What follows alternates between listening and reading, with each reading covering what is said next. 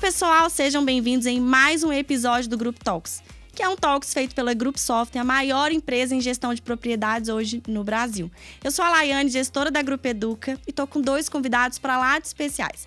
A Mariana Machado, que vai estar comigo hoje para ser minha co-host. Seja bem-vinda, Mari. Obrigada, Lai. A Mariana atualmente é Head de Novos Negócios na Group Software, formada em Psicologia, com especialização em Psicologia Organizacional na Universidade de Paris.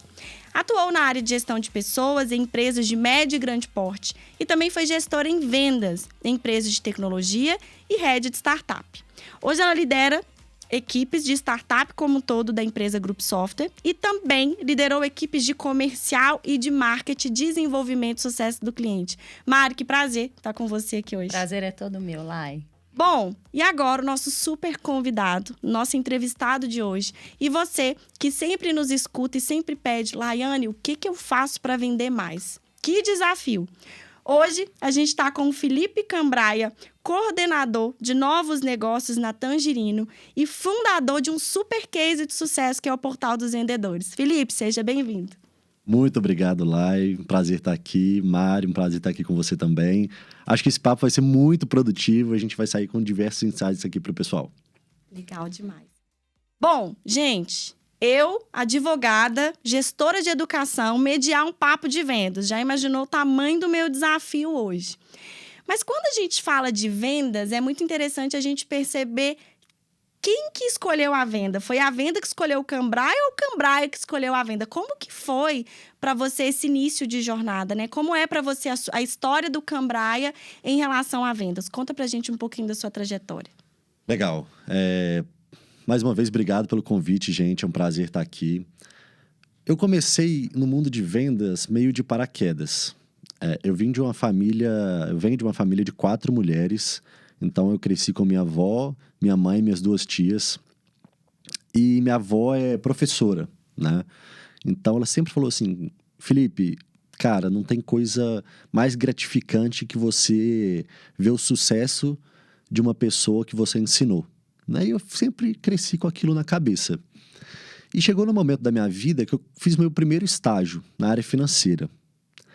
E assim, eu não gostava daquilo que eu estava fazendo.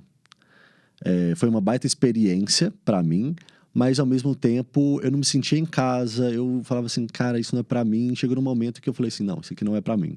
O que é para mim então?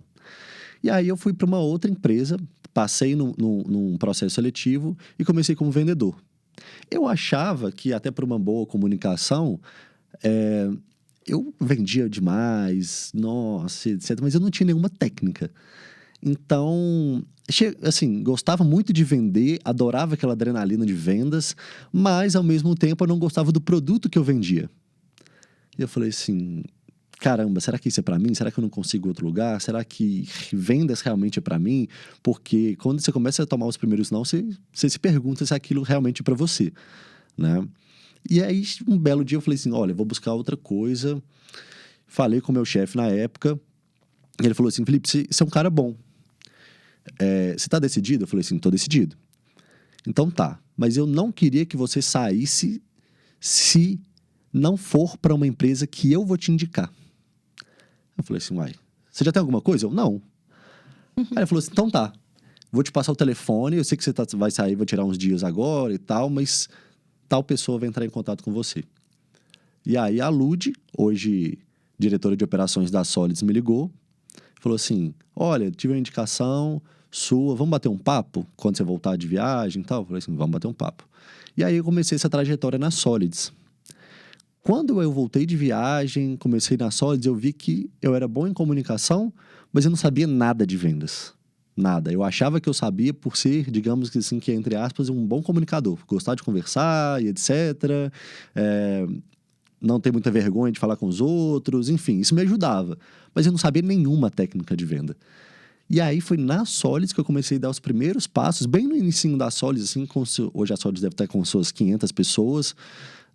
Na época eu entrei, tinha umas 25, isso em meados de 2017, e lá eu sentando perto, digamos que de referências para mim até hoje, eu fui aprendendo. Então, Fui aprendendo na prática, fui aprendendo com muita teoria também, mas principalmente na prática com fenômenos da venda, sabe? Então, sentar perto de uma pessoa que sabe, escutar ela numa ligação, numa reunião, aprender com ela todos os dias, foi minha virada de chave. Assim, cara, isso aqui é pra mim, gosto muito, gosto dessa adrenalina, quero estar aqui. Que legal. Legal. Você comentou aí que você achava que você era muito bom porque você tinha uma boa comunicação, mas que você não entendia nada de técnicas de venda, né? Nesse sentido, assim, hoje a gente fala muito da venda como arte e da venda como ciência. Você acredita que a venda é o quê? Bom, vamos lá. Para mim é totalmente ciência. A arte é, para quem não conhece, técnica, sabe? Então, para mim, venda é você ter técnica e ter ambição também, além de gestão de emoção.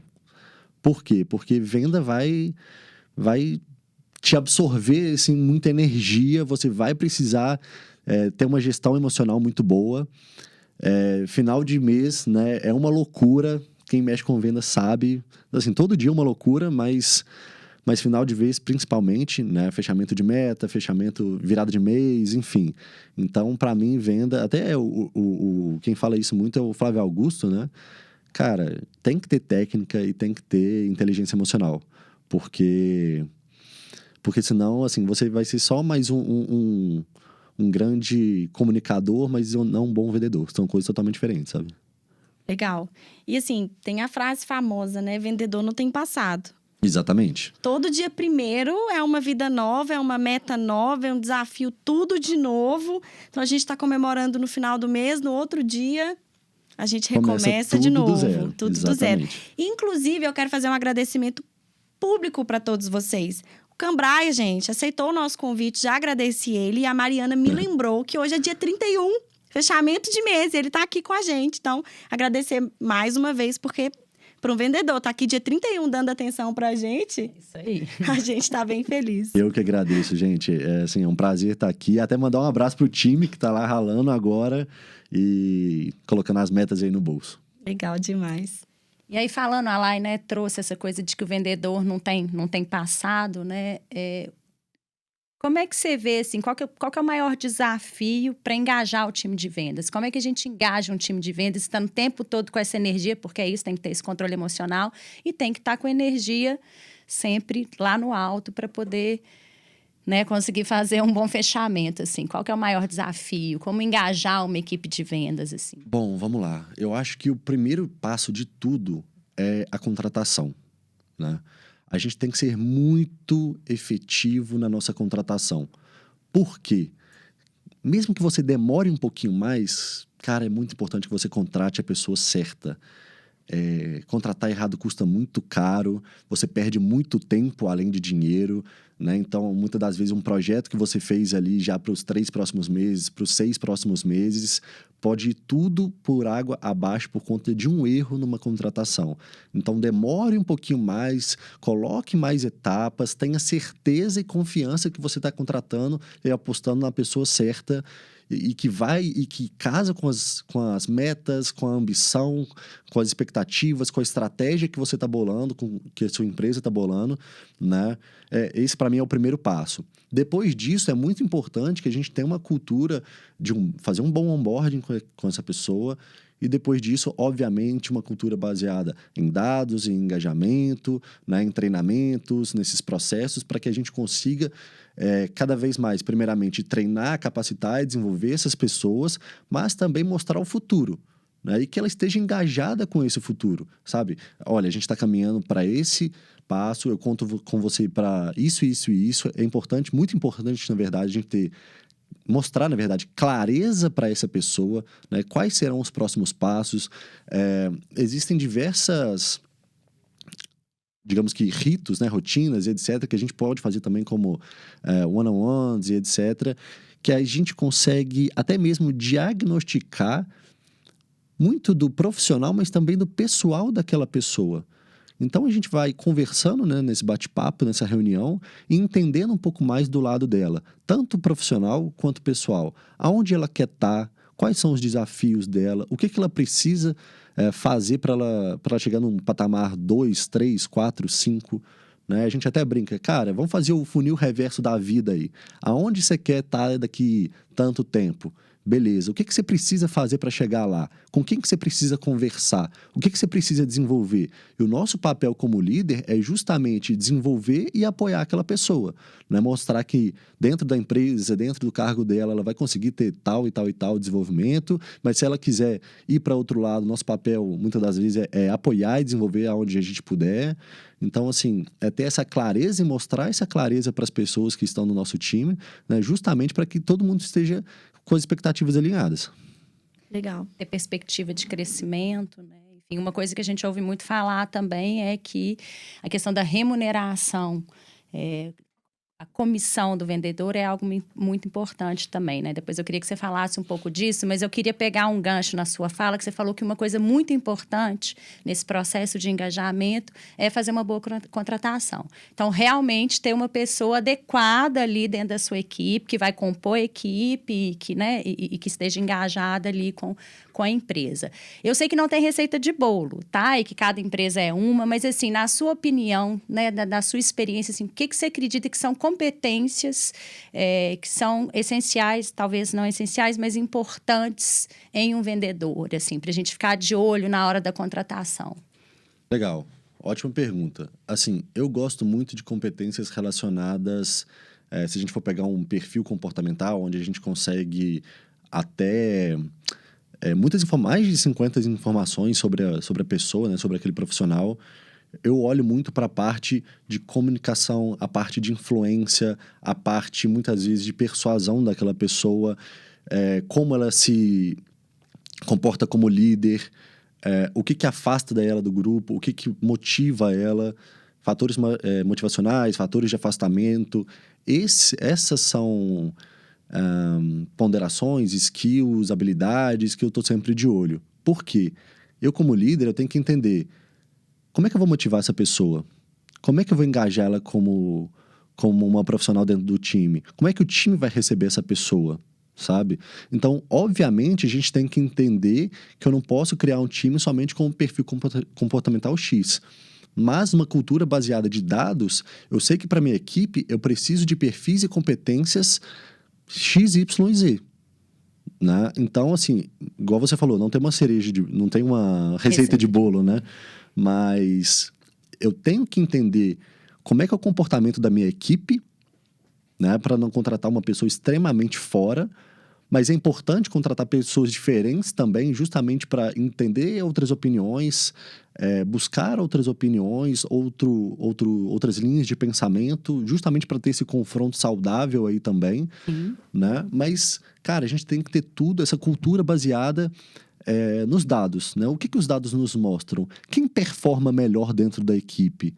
Até para a gente conseguir ter um norte nessa contratação e no desenvolvimento também, né? Eu, particularmente, olho muito para essas questões de fatores motivacionais, fatores de afastamento, estilo de liderança, mas, ao mesmo tempo, para competências voltadas para a comunicação. Por quê? Porque, assim, é mais fácil treinar o técnico, né? O técnico a gente treina. Então, como a gente tá na área de vendas, na linha de frente ali, como a gente vai treinar um pré-vendas, treinar uma pessoa para uma reunião, treinar a pessoa para uma negociação, eu gosto dessas pessoas que tenham essa ambição e que tenham minimamente uma facilidade de comunicação e que gostem de pessoas, tá? Eu, Felipe, falando. Legal. Boas dicas. Você falou uma coisa, eu fiquei com uma dúvida. Na verdade, uma curiosidade. Você falou duas palavras, performance e desenvolvimento. Tudo que a gente escuta, né, assim, quando a gente fala com qualquer coordenador de vendas e com o time de vendas como um todo, o vendedor, ele precisa performar. Sim. E a gente sabe que nessa performance desse vendedor existem variáveis que pode fazer ele performar ou não. Mas se a gente esquecer essas variáveis, quando um vendedor ele não performa, como que o Cambraia lida com isso? O que você considera como uma curva de aprendizagem para um profissional que chegou agora no seu time para ele performar? Porque existe um time para isso acontecer. Se o vendedor ele não performa, é complicado para a empresa também. Claro. E é complicado para ele também, porque ele, enquanto profissional, ele vai ficar desmotivado e chateado. E a gente sabe que acontece isso e é normal de um vendedor em alguns momentos performar, em outros momentos performar demais, mas principalmente para o novo, para quem está chegando agora no seu time. Qual é o time para essa pessoa performar? Legal. Isso não tem uma resposta concreta, tá, pessoal? É importante a gente entender que diversos fatores influenciam nessa resposta. Exemplo, ticket médio e ciclo médio de fechamento. É uma coisa que vai influenciar. Por quê? Eu posso ter um vendedor extremamente bem treinado, capacitado, fez uma excelente rampagem, onboarding, mas o ciclo de fechamento da empresa é de 6 meses a 1 ano. Ele vai ficar 6 meses, 1 ano sem bater uma meta. Como é que eu sei que aquele cara está performando? Eu tenho que ter outros indicadores que me provem isso. Até mesmo para não desmotivar essa pessoa. Poxa, eu vou passar 6 meses sem bater uma meta, sem vender uma conta. Ao mesmo tempo, se a gente for pensar por outro lado, se eu tenho um ciclo menor, um ticket menor, aquela pessoa já pode começar a vender mais cedo, já pode começar a ter metas mais atingíveis, digamos assim, mais cedo, e a gente começar a propor metas, crescimentos, etc., de outra forma, tá? Voltando um pouquinho um ponto atrás. Na hora que a gente está desenvolvendo, na hora que a gente está fazendo esse processo de rampagem, a gente tem que fazer esse acompanhamento e alinhar as expectativas. Olha, seu processo de rampagem vai acontecer durante tanto tempo. É importante que a empresa também já tenha isso muito bem feito, mensurado, tenha uma cultura baseada em dados nisso também. Ou seja, normalmente as pessoas, elas rampam em quanto tempo nessa equipe? Depois de quanto tempo elas costumam bater a meta? Porque a gente está falando de pessoas. Às vezes, a Lai demora 4 meses para fazer uma rampagem, mas depois vira a melhor vendedora. E às vezes a Mari rampa com mas depois do 4º mês ela se perde.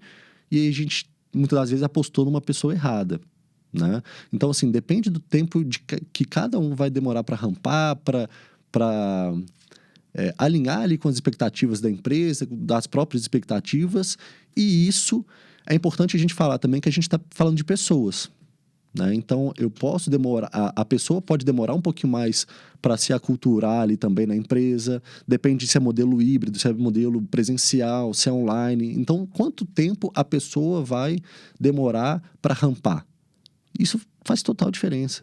Vai de pessoa para pessoa, mas a gente tem que ter essa cultura baseada nos dados, tá? Não. A medir é o que tem que se fazer para poder ter essa previsibilidade aí, né? E aí você tem um histórico também, né? Exatamente. De como que funciona.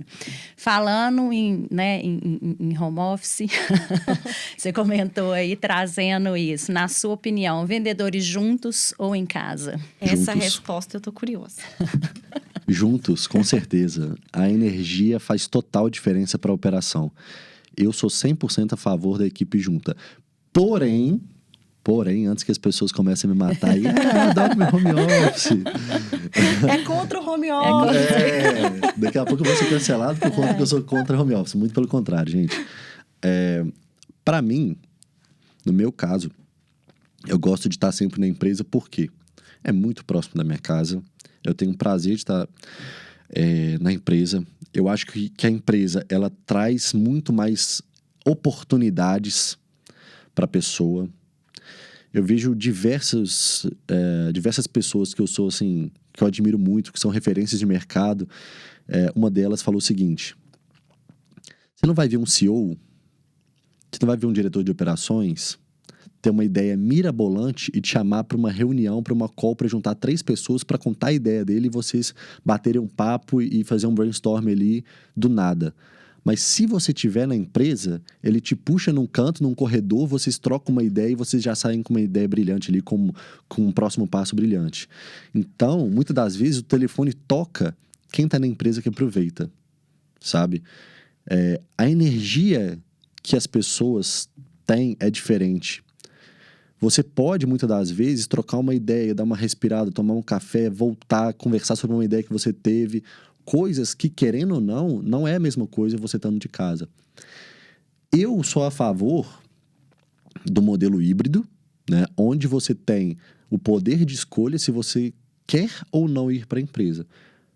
Mas eu acho que as equipes comerciais rendem mais quando estão juntas. Perfeito. Eu tô de acordo com isso aí também. Acho que render mais a energia, gera energia e para uma equipe comercial isso é muito importante. E aí vocês batem o sino, e solta fogos, e Exatamente. solta o negócio pro ar, e Exatamente. comemora Exatamente. junto, e é legal pra caramba. E é dali que surgem novas ideias, igual o Felipe estava falando, não é à toa. Ele não vai te chamar numa reunião, uma call, né? Então, as pessoas estando juntas e tendo esse bate-papo, vão surgindo novas ideias. E né? cultura também, pessoal. Cultura é a base Cultura, da empresa, sabe? exatamente. Verdade, verdade. Você falou sobre técnicas de vendas. Muitas pessoas que estão nos assistindo conhecem sobre vendas, entendem sobre vendas, mas a gente tem um público que quer estruturar o time de vendas agora. O gestor de propriedade, a imobiliária, a administradora, ele quer estruturar o time de vendas dele. E técnica de vendas é uma coisa nova para eles. Quando você fala em técnica, você consegue citar algumas para a gente? Legal. Eu adoro falar sobre isso porque quando a gente vai dar treinamento, o que acontece? As pessoas, elas ficam meio que fissuradas em técnicas. Eu tenho que saber a técnica X, eu tenho que saber um spin selling, um GPCT, uma metodologia Que e nome etc. estranho é esse, pelo amor de Deus, que vocês inventaram agora? Realmente, tem... Assim, e aí o que eu falo? O pessoal meio que desapega disso, sabe? Eu ensino, mas eu peço para desapegar. Por quê? Para mim, metodologia de vendas é uma sopa de letra, sabe? Obviamente elas são importantes, né? Elas vão te dar um norte, mas não é isso que vai fazer você vender. Então vamos lá. Eu falo com todo mundo isso. Se você jogar no Google metodologia de vendas, você vai ter 1 zilhão lá para aprender, pesquisar, enfim, decorar, aprender de verdade, colocar em prática, legal. Só que se você ensina para um vendedor uma metodologia como o GPCT, por exemplo, né? E coloca ele de cara para fazer uma reunião baseada no GPCT, que é uma das metodologias, e não fala mais nada com ele, o que ele vai fazer? Ele vai colocar do lado uma cola e ele vai virar um vendedor, que eu brinco que é o vendedor checklist. Uhum. Né? É o que vai pegar a cola e vai falar assim, e quais são os seus objetivos hoje? E como é que está o seu planejamento? O que você já fez que deu certo? O que você já fez que deu errado? Não, mas se você pudesse me pontuar... Peraí, deixa eu só anotar aqui um minutinho. É porque, né, eu aprendi assim, então deixa eu anotar aqui. Então, e agora, os seus desafios? Não, mas para quando... Então, assim, já vira robotizado. Se fosse para fazer pergunta robotizada, a gente colocava lá um robô, gravava uma voz bonita e, né, bacana. Uma voz agradável ali, beleza, legal. Mas não é assim que funcionam as coisas, né? Por isso a importância de um humano para entender a melhor forma de tratar cada pessoa. Fazer um espelhamento. Às vezes a pessoa é mais objetiva, eu tenho que ser mais objetivo. Às vezes a pessoa é mais da conversa, eu tenho que ser mais da conversa. Às vezes ela é totalmente analítica, vai me pedir muitos dados, provas sociais, etc. Eu tenho que ir por esse lado. Então eu tenho que me adaptar. Uma competência legal que eu acho é a questão da adaptabilidade. O vendedor que consegue se adaptar a diferentes cenários e trazer autoridade, trazer confiança, isso faz total diferença numa negociação, num processo de venda, né? Opa, eu vejo ali que o Felipe é especialista mesmo, ele sabe do que ele está falando, ele é autoridade no assunto. Isso me gera confiança como comprador, né, na autoridade do vendedor de fazer a minha compra. Ele sabe do que ele está falando, ele já passou por cenários iguais, né? Ele me provou que ele fez isso. Então, isso é muito importante. Então, assim, o que eu considero de metodologia? São extremamente importantes você aprender, né, entender o que significa cada letrinha ali da sopa de letrinha, por exemplo, mas a prática é diferente. Tem as metodologias como um norte, entenda do seu público o que você precisa de informação para trazer para dentro de casa que vá fazer com que você feche a sua venda. Dica. Por que o diagnóstico é a parte mais importante da venda? Número 1, porque você consegue saber se é um sim ou não rápido. Ou seja, se a Mari fala comigo que ela precisa de uma coisa que eu não consigo, assim, que é excepcional, prioridade, e que ela precisa daquilo, que ela não vai abrir mão se não tiver aquilo, eu não entrego. Eu vou continuar batendo esse papo e alongar a conversa com a Mari? Não precisa alongar tanto. olha, Mari, hoje eu não consigo te entregar isso que você está pedindo, tá? Se no futuro eu tenho o seu contato, assim, ótimo o seu contato, mas eu prefiro falar isso agora para que você não perca seu tempo e nem eu o meu. Caso no futuro eu vá desenvolver alguma coisa nesse sentido, você vai ser a primeira pessoa que eu vou te ligar. Então eu já consigo, né, dar um sim ou não rápido. Segundo motivo, do qual o diagnóstico é a parte mais importante da venda. Eu consigo ser mais objetivo na demonstração da minha solução. Ou seja, vendedor, você não precisa mostrar todas as funcionalidades que o seu produto, serviço, enfim, que a sua solução entrega. Você pode criar uma objeção para você mesmo nesse sentido, tá? Porque a Mari, eu mostrei o meu sistema, minha solução inteira. A Mari chega para mim, Felipe, isso é muito para mim. Eu vou procurar alguma solução mais específica para minha dor, para minha demanda. Então, assim, você fazendo as perguntas certas, cara, a sua solução é mostrar que você consegue solucionar aquelas demandas específicas. Não precisa florear demais. Então, você consegue ser mais ágil e mais objetivo. Terceiro ponto, que é muito, muito, muito importante. O diagnóstico é a parte mais importante porque, através dele, você consegue contornar a maioria, se não todas, as objeções que vierem no final. Então, questões de timing, questão de valores, questões de prioridade, etc. É muito importante que a gente tire isso da boca da pessoa ou das pessoas que estão do outro lado, justamente, entre aspas, pessoal, para a gente jogar na cara dela depois. Opa, pera lá, Mari, você me falou isso. Olá, e você me falou aquilo há 5 minutos atrás. O que mudou nesse tempo? Então, assim, tenham a metodologia como um norte, mas o que eu quero dizer é, vá no seu fluxo de comunicação, não tente copiar a Mari, não tente copiar a Lai, é o seu fluxo, tá? E aí, entenda quais são as perguntas que você, vendedor, vai precisar tirar da boca da pessoa do outro lado que vão fazer com que facilite a sua venda. Em qual sentido? Vão fazer com que você mostre que você consegue ajudar ela a solucionar as demandas, os desafios dela, e ao mesmo tempo que você feche sua venda. Metodologia é importante, mas não é tudo. Tenha ela como um norte e não como uma verdade absoluta ali que você vai virar um vendedor checklist. Muito bom. E muita prática, é isso que você está falando, né? Existe a técnica, existe a metodologia como um direcionador, mas a pessoa tem que praticar. E é só praticando que ela vai, de fato, entender quais são as perguntas certas, muitas vezes, que ela tem que fazer. Com certeza. E aí, falando de prática, assim, para a gente conseguir rampar um vendedor mais rápido, que tipo de treinamento que você indicaria, por exemplo, para uma equipe de vendas? Não sei, um roleplay? Como é que vocês fazem na prática, esses treinamentos com os vendedores? Legal. O roleplay ele é muito importante. Muito importante. Por quê? Roleplay, para quem não sabe, é a simulação de venda, né? Eu gosto, pessoal, de que todo vendedor, seja ele um vendedor, um pré-vendedor, uma pessoa ali de fora, digamos assim, que um cara de dados, muitas das vezes, uma pessoa que está, digamos que, paralelamente ali à venda, ele devia fazer um roleplay para ele estar na pele do vendedor, sabe? Para entender a importância daquele treinamento. Muitas das vezes pode ser chato, pode ser cansativo, pode ser exaustivo, mas ele é muito importante, né? Tem uma frase que fala, eu posso estar falando ela errado agora, mas é tipo assim, treino difícil, jogo fácil, sabe? Alguma coisa nesse sentido. Cara, se você está muito bem preparado no treino, o jogo vai ficar cada vez mais fácil. E o legal do roleplay é o seguinte, às vezes, eu falo isso muito com o meu time, às vezes você pode escutar uma objeção que ela não escutou.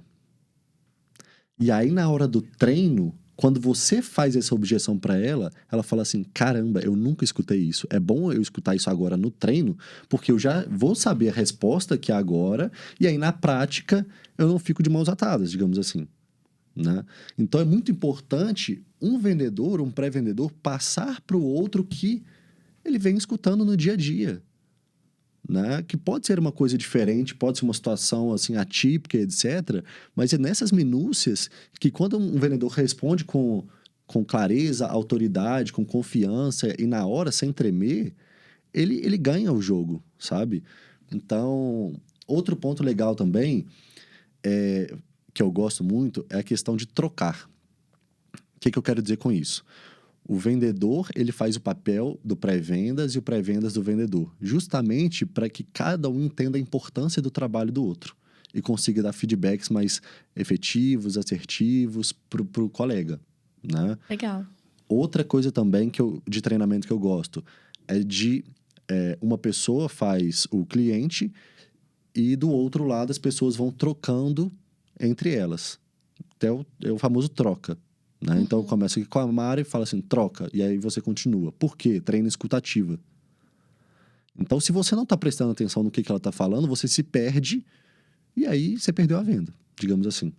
Legal. Né? Então, isso treino muito escutativo, que é muito importante pro processo. Legal. Tem uma maquininha que a gente tem hoje, né? Vocês têm aí na operação de vocês, que é a maquininha de vendarketing. O lead vem do marketing, o vendedor pega aquele lead, faz as ligações e aí segue o jogo. A gente tem escutado muito hoje, até uma pergunta que a Mari vai te fazer daqui a pouquinho, mas um passo anterior. A gente tinha uma cultura muito do vendedor ele esperar esse lead vindo do marketing redondinho para ele fazer o gol. Né? O pessoal falava, joga a bola e eu faço o gol. E é uma coisa que a gente ainda tem que fazer. Mas como que você enxerga hoje esse papel vendarketing? Você acredita nessa operação que sempre o lead vem do marketing?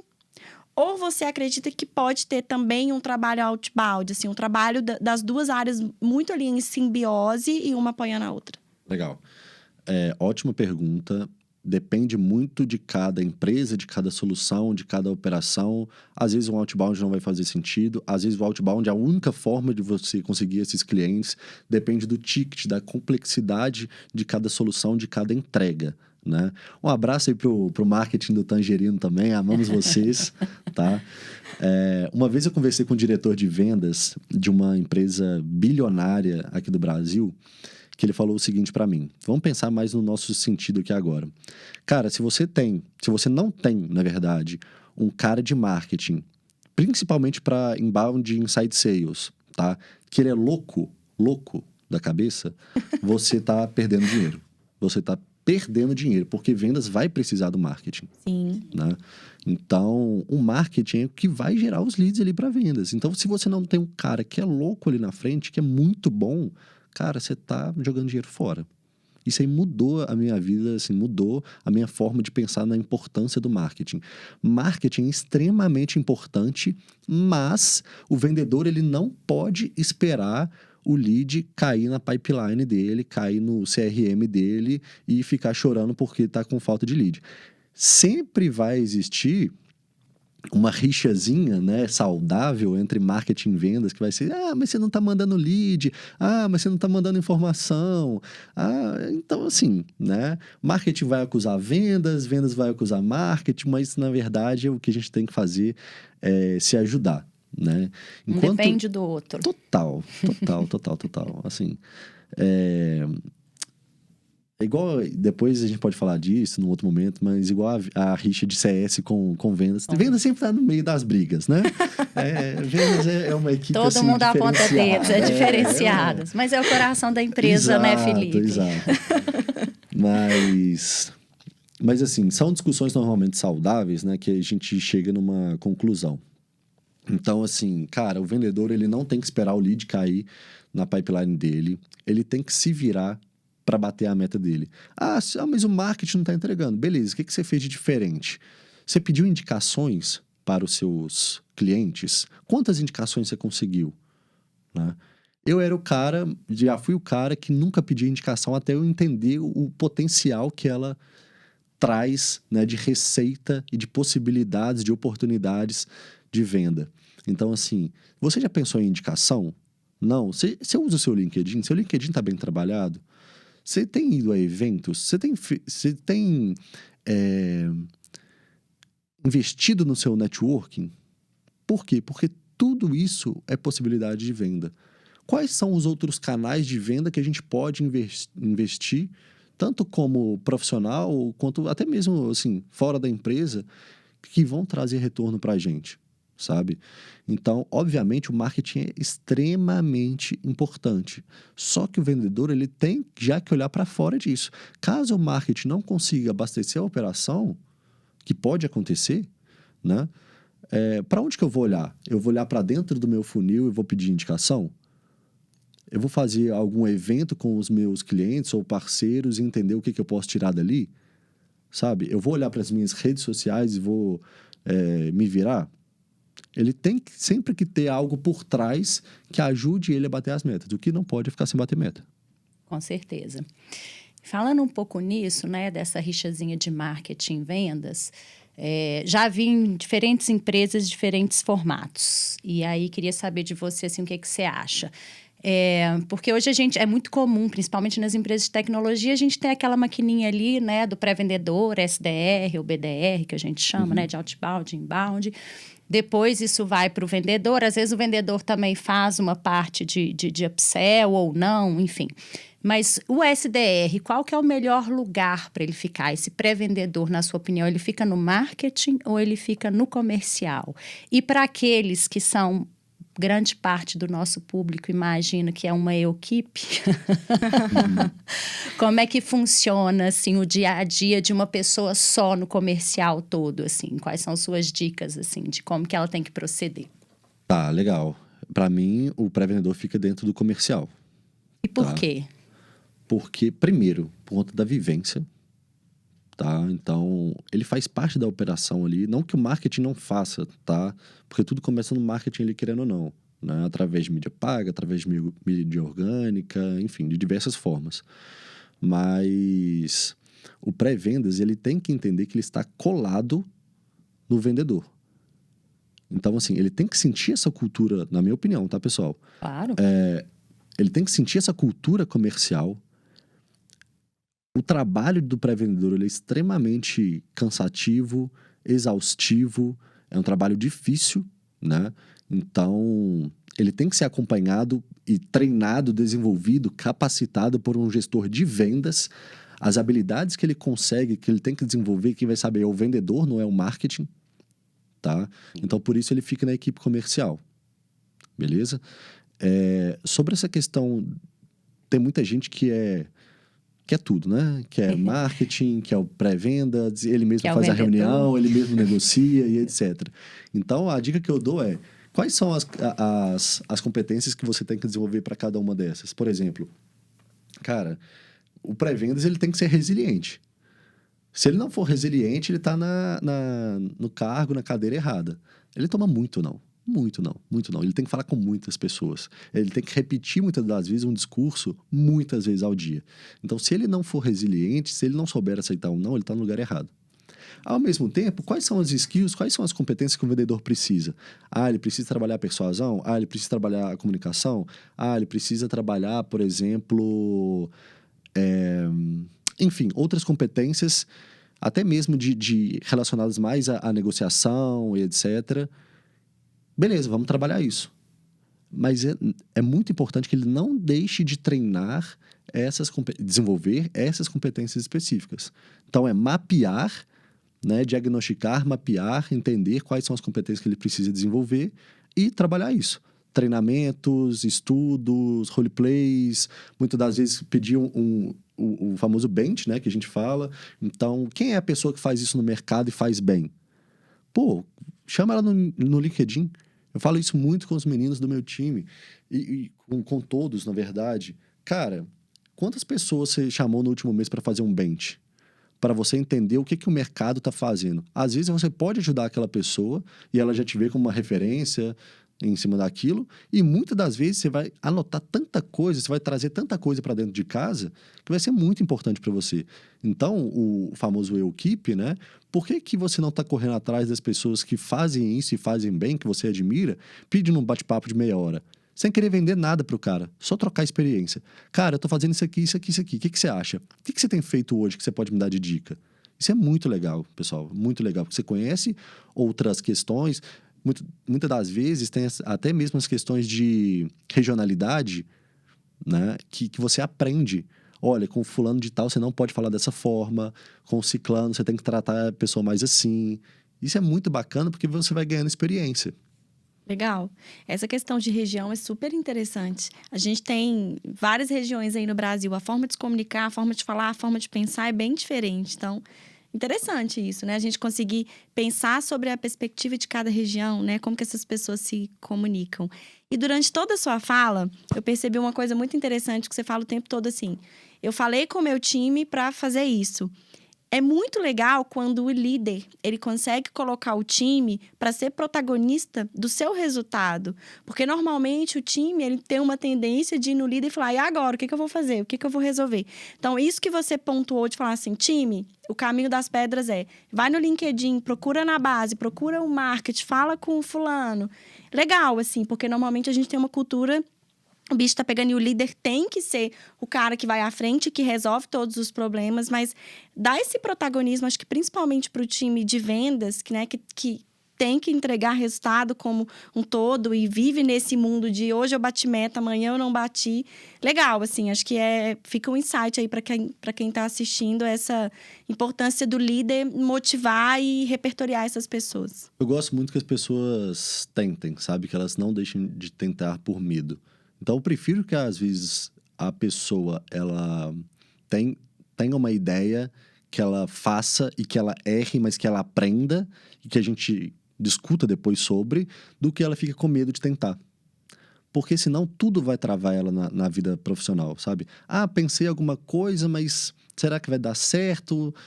Então, assim, para mim, errar não é o problema. O problema é não tentar, né? E o problema é errar de novo. Porque se a gente errou, a gente tem que saber onde a gente errou, justamente para não errar mais. Para a gente consertar, treinar, desenvolver alguma coisa em cima daquilo. Então, eles sabem que eles têm muita autonomia, assim, para praticamente tudo. Né? Testar coisas novas, propor coisas novas. Muitas das vezes, a gente faz coisas que não sou eu que proponho, é o time que está propondo. Né? Porque eles que estão na linha de frente na operação. Eu não estou lá para saber o que está acontecendo. Eu acompanho, mas eu não estou falando com um parceiro, né, em parcerias, eu não estou falando com o cliente na hora da venda. Então, mas eles têm que saber também que muitas das vezes não é hora, né, a gente não está no timing para colocar a ideia em prática, ou que talvez não seja o melhor momento, ou que não tem como. Então, assim, cara, abertura para o time é muito legal. E aí a gente entra na questão também de intraempreendedorismo, né? Ou seja, se você não escuta o seu time, cara, seu time tá fadado ao fracasso. Não adianta eu só ditar as regras e etc., porque eu não sou totalmente o dono da verdade nesse sentido. Se eu não escutar a minha equipe, primeiro, eles vão ficar desmotivados, né? Isso vai atrapalhar todo o engajamento, o processo, a felicidade, a rotina deles. Eles vão entender, poxa, eu não tenho voz, o Cambrai não me escuta, pelo amor de Deus, eu preciso mudar de empresa. Não é isso que eu quero. Eu quero que todo mundo tenha voz ali para... Cara, pensei nisso aqui, o que você acha? Legal. Eu acho isso muito importante, muito importante. Com certeza. A gestão, na minha opinião, é um dos principais pilares né, para uma equipe performática de vendas, na minha opinião. Bom, mudando um pouquinho de assunto, saindo um pouco da liderança, eu acho que o mercado hoje, no geral, está bem desafiador para vendas, né? Um aumento excessivo aí nos valores que o marketing paga para adquirir um lead, enfim. As estratégias de mídia paga, tem as estratégias de embalde, conteúdo também estão ficando cada vez mais difícil. O mercado, em alguns momentos, assim, já está ficando um pouco saturado e tal. Eu queria que eu sempre falasse um pouquinho, assim, é uma pergunta bem aberta, mas, assim, como ser criativo para poder se destacar hoje nesse contexto aí, dessa dificuldade aí de atração e, enfim. Tá, vamos lá. Se eu fosse falar para pessoa específica, se eu fosse falar para as pessoas, assim, que estão na linha de frente, eu falaria, ou falarei, né, agora, o seguinte. Estude mais. Por quê? O mercado tá cheio de gente nota 6. Quer fazer o feijão com arroz, tá satisfeito com uma comissão mediana, que não busca aprimoramento, capacitações, que é o mais do mesmo ali, sabe? Que tá, estão felizes naquele lugar ali, né? Que é medíocre. E muitas das vezes, medíocre soa como uma palavra pejorativa, mas não, vem de mediano, né? Tá na média. E tudo bem, a pessoa gosta de estar ali, não tem nenhum problema com isso.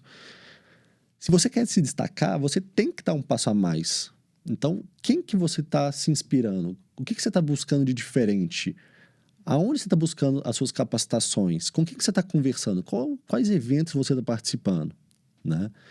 E se eu fosse falar para empresas, eu já falaria assim, caramba, vocês estão focados só no marketing? Vocês estão focados só, entre aspas, tá, pessoal, no convencional? Vocês já estudaram, entenderam, conversaram sobre outros canais de venda?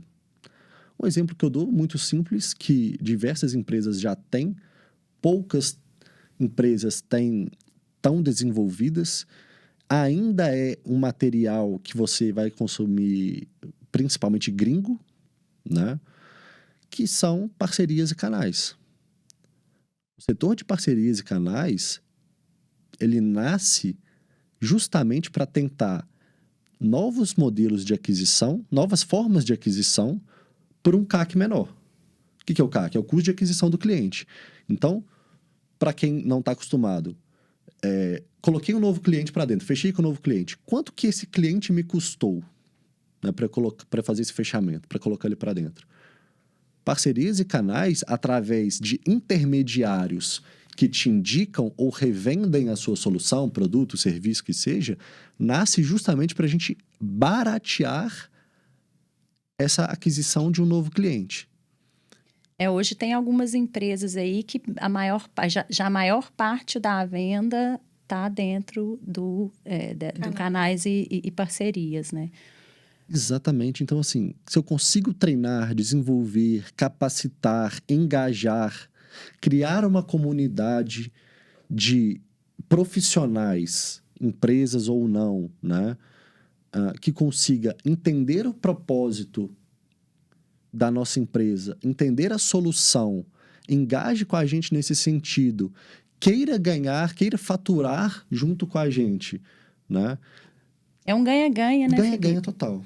Então, assim, é um ganha-ganha-ganha que a gente fala, né? Que até ganha.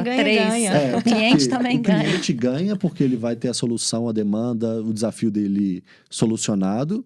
A pessoa ganha autoridade, conhecimento e faturamento. E nós ganhamos mais clientes, né? A gente aumenta a nossa operação, a gente aumenta o nosso faturamento.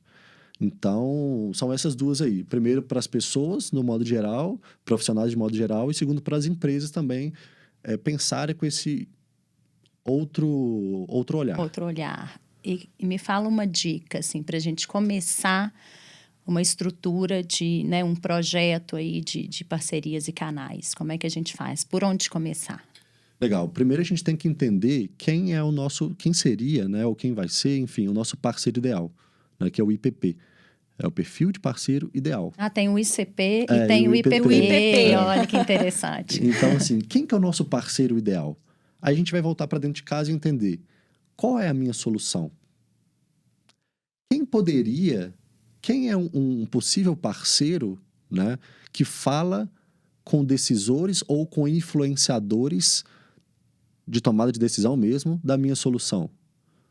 Poxa, no nosso caso hoje, dentro do Tangerino, eu converso com contadores, eu converso com consultores, a gente conversa com revendedores, com representantes comerciais e até mesmo com empresas que têm a mesma persona que a gente. Por exemplo, só para me dar startups que mexem com RH e DP. Legal. Né? Que quem vai tomar a decisão, quem precisa, né, RH, DP, principalmente, ou para empresas menores que não têm um RH ou um DP, uma pessoa ali do administrativo. Então, qual que é a nossa solução? O que ela resolve? Resolve, por exemplo, controle de jornada, ponto. Beleza. Quem que mexe com isso? DP, administrativo, às vezes o RH, beleza. Quem tem contato com essas pessoas? Exemplo, contabilidades. Por que o contador é tão importante para a gente hoje? Porque ele é um intermediário, que ele tem uma carteira de clientes, ou seja, ele consegue conectar o Tangerino com uma gama de empresas, né? E exatamente ele trata das dores que a gente também trata. Então, eu vou facilitar o tempo dele, né, na tratativa com essas empresas, no fechamento de folha de ponto, por exemplo. Eu vou facilitar o trabalho dele e ele ainda vai ganhar dinheiro comigo. E ele ainda vai ter mais um produto ali para oferecer, mais um serviço para oferecer para essas empresas. Então, esse é o famoso ganha-ganha-ganha, né? Todo mundo sai ganhando. Então, perfil de parceiro ideal, entender quem são esses possíveis intermediadores. Muitas das vezes eles nem vão vender, mas eles estão em contato com essas pessoas, com essas empresas, e eles vão intermediar somente indicando. E aí, com a nossa operação dentro de casa, e nós somos especialistas, né, na nossa solução, então ninguém sabe mais da empresa e do mercado de vocês do que vocês mesmos. Então, assim, entra na questão da educação, do conhecimento, do treinamento, do engajamento, tá?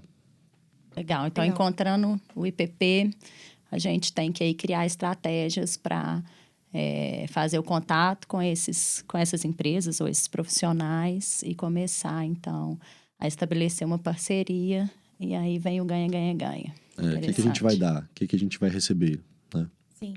Ou seja, não precisa acomodar achando que é um canal só. Não, de forma Dá pra nenhuma. ser criativo, né? Total. Dá pra ser criativo. Claro. E testar, pessoal. Se a gente não testar, a gente vai ficar nas ideias para sempre. Verdade. Tem que ser criativo. Tem que criar ser criativo. novas formas aí para aquisição. Bom, nosso bate-papo passou muito rápido. Já acabou? Tá quase acabando, mas antes de terminar, agora a pergunta surpresa, que é um desafio que a gente faz no final de todo o talk. Isso eu não contei pro Cambraia, mas é bem fácil, tá? Ó, tá com medo. Nossa brincadeira funciona assim. Eu vou falar 3 palavras e para cada uma dessas 3 palavras que eu te falar, brincadeira da Xuxa, tá, gente? Quem lembra da brincadeira da Xuxa? Para cada uma dessas 3 palavras, você vai me falar 5 palavras que remetam a cada uma delas. Então, se eu te falasse Mari, eu ia falar startup, empreendedorismo. Tá. Então, para cada palavra, você vai me falar... Vou diminuir, acho que 5 tá muito. Essa surpresa Obrigado. tá demais. Para cada palavra, você me fala 3 palavras. Tá bom. Tá? Vamos começar? Vamos começar. Preparadíssimo? Tô preparado. Então, vamos lá. Vendas. Comunicação. Estudo. E... Posso falar um termo? Pode. Gestão das emoções. Pessoas. Base de tudo. Dados. E relacionamento. Felipe Cambraia. Vendedor. Ambicioso. E família. Legal demais. Muito legal. Bom, nosso bate-papo tá chegando ao fim, mas eu quero agradecer mais uma vez a presença de vocês. Mari, muito obrigada. Sempre uma honra. E obrigada também, Felipe, por esse último dia do mês, tirar um pouquinho do seu tempo para estar aqui com a gente. Lai, muito obrigada pelo convite. Foi muito legal. Foi Participarei novamente. Com é só me certeza, chamar. tá super convidada. Felipe, muito obrigada. Obrigado a vocês, pessoal. Foi um prazer imenso. Passou tão rápido. A gente nem rápido. sentiu passando. Exatamente. Uma hora voou. Adorei o papo, adorei mesmo. Fico muito feliz com o convite. Sempre que precisarem, podem contar comigo. Tá um prazer estar aqui com vocês. Bater esse papo super legal. Confesso que fiquei um pouco com medo ali dessas perguntas, mas deu tudo certo. Que pergunta é essa? Já não tinha combinado. Brincadeira. Mas contem sempre comigo, tá? Eu admiro demais vocês, a própria Grupo, tá? Manda um abraço lá pro Rodrigo, pra mim. Com certeza. Com certeza. E até a próxima, então. Obrigada. Muito obrigada. Bom, a gente vai ficando por aqui. O nosso próximo episódio está imperdível, a comemoração de 26 anos da Grupo com os nossos sócios fundadores. Foi um prazer estar com vocês. Eu tenho certeza que você tem que assistir esse talk e anotar para passar para todo o seu time. A gente fica por aqui. Um beijo e até mais.